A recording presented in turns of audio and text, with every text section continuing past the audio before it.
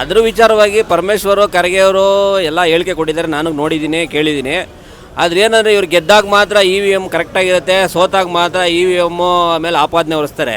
ಇದಕ್ಕೆ ಕಾರಣ ಏನು ಅಂದರೆ ಇವರಿಬ್ಬರು ಸೇರಿಕೊಂಡು ನಮ್ಮ ಕಾಂಗ್ರೆಸ್ ಅಧ್ಯಕ್ಷರಿದ್ದಾರಲ್ಲ ಅವರೊಬ್ಬರು ಮತ್ತು ರಾಹುಲ್ ಗಾಂಧಿ ಇಲ್ಲ ಪ್ರಿಯಾಂಕಾ ಗಾಂಧಿ ಯಾರಾದರೂ ಆಗ್ಬೋದು, ಸೋಲನ್ನ ಒಪ್ಕೊಳ್ಳೋಕ್ಕೆ ಯಾರ ಮೇಲೆ ಹಾಕ್ಕೊಳ್ಳೋಕೆ ತಯಾರಿಲ್ಲ ಯಾರೂ.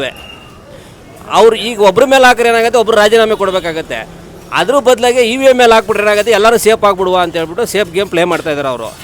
ಬಟ್ ಈ ದೇಶದ ಜನ ಯಾವತ್ತೂ ಮೂರ್ಖರಾಗಿದ್ದರು ಇವಾಗೆಲ್ಲ ಸ್ವಲ್ಪ ಎಲ್ಲ ಎಚ್ಚೆತ್ಕೊಂಡಿದ್ದಾರೆ. ಅದಕ್ಕೋಸ್ಕರ ಕಾಂಗ್ರೆಸ್ನ ಅಧಿಕಾರಕ್ಕೆ ತರದಂಗೆ ಹೋರಾಟ ಮಾಡಿ ಗೆದ್ಕೊಂಡು ಇದ್ದಾರೆ. ಇದು ಭಾಳ ತಪ್ಪು. ಹಂಗಿರೆ 3ನೇ ತಾರೀಕು ಚುನಾವಣಾ ಆಯೋಗದವ್ರು ಹೇಳಿದ್ದಾರೆ, ಬನ್ನಿ ನಿಮ್ದು ಏನಿದೆ EVMದು ಏನು ಪ್ರಾಬ್ಲಮ್ ಇದೆ ಚೆಕ್ ಮಾಡೋಣ ಬನ್ನಿ ಅಂತೇಳ. ಆ ಥರ ಇದ್ದರೆ ಅವ್ರು ಹೋಗಿ ಚೆಕ್ ಮಾಡಿಬಿಟ್ಟು ಕರೆಕ್ಟಾಗಿ ಈ ದೇಶದ ಜನತೆಗೆ ಒಪ್ಪಬೇಕು, ಇಲ್ಲ ಕ್ಷಮೆ ಕೇಳಲೇಬೇಕು ಅವರು. ಯಾವ ಕಾರಣಕ್ಕೂ ಇದು ಇದೇ ಇಲ್ಲ. ಈಗ ನಿನ್ನೆ ಮೋದಿನೂ ಹೇಳಿದ್ದಾರೆ, ಏನಂತ ಹೇಳಿದ್ದಾರೆ ಅಂದರೆ, ನೀವು ಸಪೋಸು ಈಗ ಏನಾದ್ರು ಹೋಗಿ ಚೆಕ್ ಮಾಡಿ, ಇಲ್ಲಾಂದರೆ ನೀವೆಲ್ಲ ರಾಜೀನಾಮೆ ಕೊಟ್ಬಿಟ್ಟು ಬ್ಯಾಲೆಟ್ ಪೇಪರಲ್ಲೇ ಚುನಾವಣೆ ನಡೆಸೋಣ, ಯಾರು ಗೆಲ್ತಾರೋ ನೋಡೋಣ ಅವಾಗ ಅಂತ ಈಗ ಹೇಳಿದರೆ. ಇಲ್ಲ ಆ ಚಾಲೆಂಜ್ಗಾರ ಒಪ್ಕೋಬೇಕಾಗತ್ತೆ ಅವರು, ಯಾರು ಖರ್ಗೆ ಅವ್ರು ಆಗ್ಬೋದು, ಪರಮೇಶ್ವರ್ ಆಗ್ಬೋದು, ಒಪ್ಕೊಂಡು ಬರಲಿ, ಆವಾಗ ನೋಡೋಣ ಅವ್ರನ್ನ. ಚಾನ್ಸೇ ಇಲ್ಲ. ಎಂಥ ಅಮೇರಿಕದವ್ರು ಆಗ್ಬೋದು ಎಲ್ಲರೂ ಚೆಕ್ ಮಾಡಿದ್ದಾರೆ, ಎಂತೆಂಥ ಯೂನಿವರ್ಸಿಟಿಗಳು ಎಂತೆಂಥ ಎಕ್ಸ್ಪರ್ಟ್ಗಳೆಲ್ಲ ಚೆಕ್ ಮಾಡಿಬಿಟ್ಟಿದ್ದಾರೆ.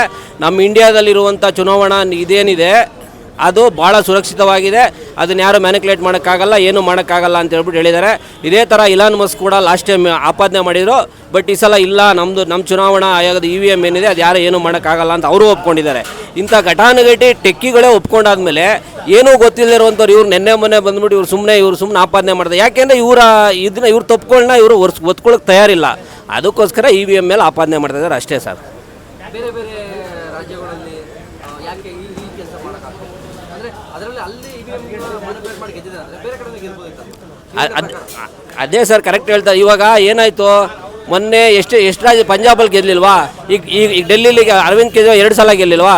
ಡೆಲ್ಲಿ ನಮ್ಮ ರಾಜಧಾನಿ ಒಳಗೆ ಮಾಡಬೇಕು ಅಂದಿದ್ರೆ ಅದು ಸೆಂಟ್ರಲ್ ಗೌರ್ಮೆಂಟ್ ಅಥಾರಿಟಿಲೇ ಐತೆ. ಎಲ್ಲ ಪೊಲೀಸ್ ಆಗ್ಬೋದು, ಮಿಲಿಟರಿ ಆಗ್ಬೋದು, ಎಲ್ಲ ಅವ್ರ ಅಂಡರಲ್ಲೇ ಇದೆ.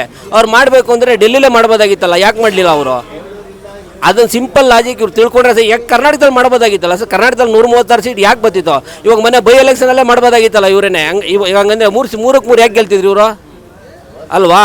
ಇದೆಲ್ಲ ಇವ್ರು ಸುಮ್ಮನೆ ಹೂವು ಜನಗಳನ್ನ ಯಾಮಾರಿಸೋಕ್ಕೆ, ಅವ್ರನ್ನ ತಪ್ಪದಾರಿಗೆ ಹೇಳೋಕ್ಕೋಸ್ಕರ ಮಾಡ್ತಾರಂತ ಇದು ಕೆಲಸ ಅಷ್ಟೇ, ಬಿಟ್ಟರೆ ಬೇರೆ ಏನೂ ಇಲ್ಲ. ಅವ್ರಿಗೆ ಏನಾರ ಕರೆಕ್ಟಾಗಿದ್ದರೆ ಆ ಸೋಲಿನ ಹೊಣೆ ಹೊತ್ಕೊಂಡು ರಾಹುಲ್ ಗಾಂಧಿ ಆಗ್ಬೋದು, ಮಲ್ಲಿಕಾರ್ಜುನ್ ಖರ್ಗೆ ಆಗ್ಬೋದು, ರಾಜೀನಾಮೆ ಕೊಟ್ಬಿಟ್ಟು ಮನೆಗೆ ಬರಬೇಕು ಅಷ್ಟೇ. ಅದನ್ನು ಮುಚ್ಚಿಟ್ಕೊಳ್ಳೋಕ್ಕೋಸ್ಕರ EVM ಮೇಲೆ ಆಪಾದನೆ ಮಾಡ್ತಾಯಿದ್ದಾರೆ. ಅದು ಬಿಟ್ಟರೆ ಬೇರೆ ಏನಿಲ್ಲ ಸರ್. ಬೇರೆ ಉದ್ದೇಶ ಇನ್ನೇನಿದೆ ಸರ್ ಅವ್ರಿಗೇನೋ ಫ್ರಸ್ಟ್ರೇಷನ್ ಆಗ್ಬಿಟ್ಟಿದೆ ಸರ್. ನಾವು ಈ ದೇಶದಲ್ಲಿ ಆಳ್ವಿಕೆ ಬರ್ತಾಯಿಲ್ಲ, ನಾವು ಯಾಕೆಂದರೆ ಅವಾಗಿಂದನೂ ಆಡಳಿತ ಮಾಡ್ಕೊಂಬಂದವರು ಅವ್ರು ಯಾವತ್ತೂ ಕೆಳಗಡೆ ಇದ್ದವರಲ್ಲ. ಅವ್ರ ಮನೆಗೆ ಸೇವಕರಾಗಿ ಎಲ್ಲರೂ ಬಳಸ್ಕೊಂಡಿದ್ದರು.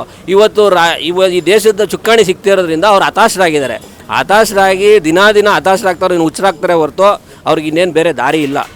ಅವ್ರು ಅದೇ ಆಗಬೇಕು. ಅದಕ್ಕೋಸ್ಕರ ಇದೆಲ್ಲ ಆಪಾದನೆಗಳಷ್ಟೇ.